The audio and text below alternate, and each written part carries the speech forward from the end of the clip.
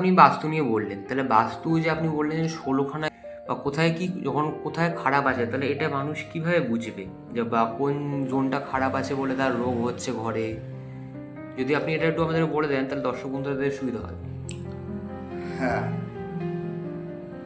কার কোন জোনে প্রবলেম হচ্ছে মানুষ কি করে বুঝবে, সাধারণ মানুষ কি করে বুঝবে?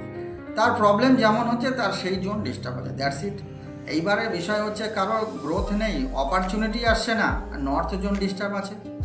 যার মেন্টাল প্রবলেম, মাথা কাজ করছে না, ভ্রমের মধ্যে দিয়ে সময় চলে যাচ্ছে, নর্থ ইস্ট ডিস্টার্ব আছে, ঈশান কোণ ডিস্টার্ব আছে।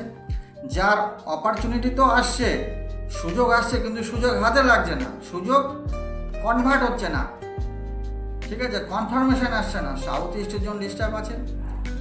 কারোর দেখবেন ফ্যামিলি বন্ডিং নেই, ফ্যামিলি ডিস্টার্ব আছে, রিলেশনে প্রবলেম আছে, সাউথ ওয়েস্ট জোনে ডিস্টার্ব আছে, ঠিক আছে। কারোর স্যাটিসফ্যাকশান নেই, স্যাটিসফ্যাকশানে অভাব, যা কিছু হচ্ছে সব কিছু আর্নিং হচ্ছে, সব হচ্ছে, কিন্তু স্যাটিসফ্যাকশান নেই, ওয়েস্টের জন্য ডিস্টার্ব আছে।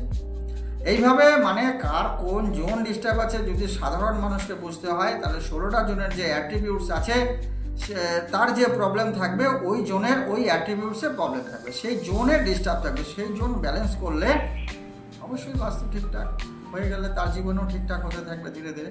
বাস্তু আমি কেন বলছি বারে বারে, বাস্তু এনার্জি আমাদের সঙ্গে সবসময় থাকে, ওই ওরিয়েন্টেশনে আমরা চলি, ওই ওরিয়েন্টেশনে আমরা থাকি, তো যার কারণে ওর এফেক্ট সব থেকে বেশি।